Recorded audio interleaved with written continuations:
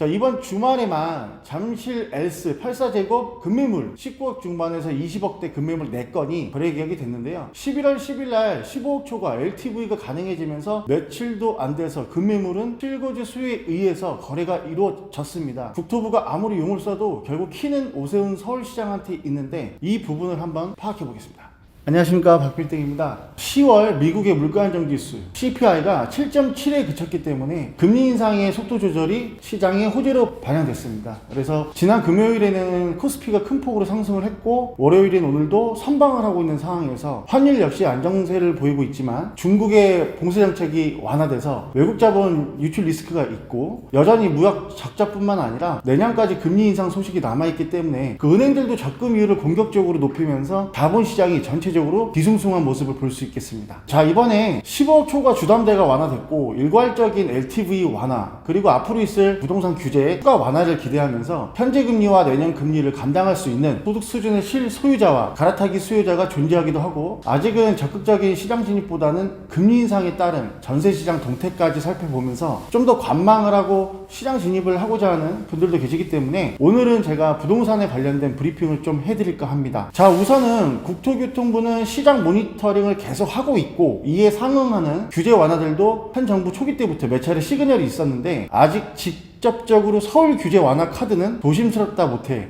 너무 소극적으로 지켜만 보고 있는 상황이 현실입니다. 자, 이번 규제 완화도 부동산 조정이 큰 수도권과 지방을 중심으로 했지 서울 지역에 대해서는 실수요자 숨통만 틔워주는 LTV 완화에 그쳤는데, 그마저도 금리가 높기 때문에 소득 수준이 높은 실수요자가 아니고서는 부동산 구매 의사 결정이 쉽게 판단이 서지 않는 게 현실입니다. 자, 한마디로 살려는 드릴 게 정책 수준에 불과한데 국토부가 아무리 용을 써도 결국 키는 오세훈 서울시장한테 있는데 이 부분을 한번 파악해 보겠습니다. 자, 이번 주말에만 잠실 엘스 84제곱 급매물 19억 중반에서 20억대 급매물 4건이 거래 계약이 됐는데요. 11월 10일날 15억 초과 LTV가 가능해지면서 며칠도 안 돼서 급매물은 실거주 수요에 의해서 거래가 이루어졌습니다. 실거래 신고가 부동산 계약일로부터 30일 이내니까 총계적인 데이터는 월말 정도에 한번 확인이 가능할 듯 하고요. 지금 서초, 강남, 잠실 포함해서 용산, 목동, 여의도 재건축 단지들이 토지거래 허가 구역이기 때문에 실거주 아니면 거래 자체가 불가능했고, 자, 얼마 전에는 LTV까지 안 나오니까 현금 부자 아니면 거래가 어렵기 때문에 매수자를 찾기 어려워서 가격 조정이 많이 됐습니다. LTV가 풀리니까 소득 있는 실소유자가 대출금리를 부담하면서 좀 더 좋은 상급지로 자녀 양육하면서 거주하기 위해 매수시장에 진입했는데요. 거래량이 지금 규제 전보다는 늘어날 것으로 일단 보여지고요. 앞으로는 이런 토지 거래 허가도 풀려가지고 나중에 금리 인하가 되면 거주할 수 있도록 갭으로 미리 잡아두는 수요까지 감안해서 실수요, 예비수요에 대한 규제 완화가 되어야 거래 활성화가 가능해지겠다 싶습니다.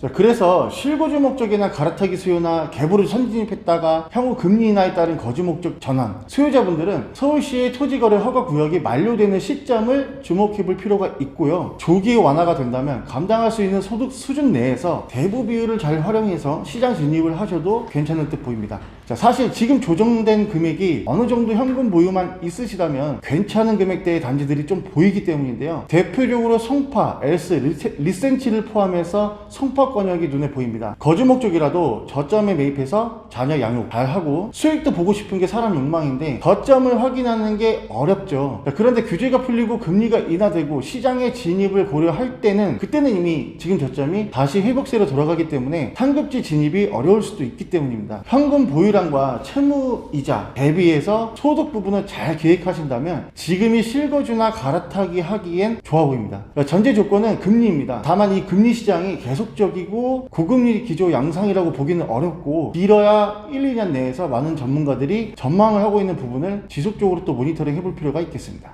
결국 금리를 감당하고 못하고 매수 의사 결정을 하고 말고는 최종 소비자가 결정할 문제지, 당초에 토지거래 허가구역 취지가 투기가 상행할 곳을 지정해서 투기 차단 목적인데 지금은 토지거래 허가구역을 풀어줘도 현재 금리에서는 투기 수요도 없고 투자 수요도 없습니다. 그러니까 세상이 바뀌고 거래량이 바뀌고 있는데 과거에 지정했던 토지거래 허가구역이 이게 지금 합당한 규제냐, 이 부분에 대해서 우리가 논의를 한번 해봐야겠죠. 부동산 거래량 감소는 지방세나 국세 쪽으로나 국가 재원축소 부작용뿐만 아니라 건설 경기 침체에 따른 제3쇼크도 가는 것을 서울시가 좀 알아야 될 부분이고요. 앞으로 있을 규제 완화와 금리 기조 그리고 시장 상황 모니터링을 잘 하셔서 시장 진입 계획 잘 세우시기를 바라겠습니다. 자, 오늘 영상도 즐거우셨다면 구독까지는 아니더라도 좋아요는 부탁드리겠습니다.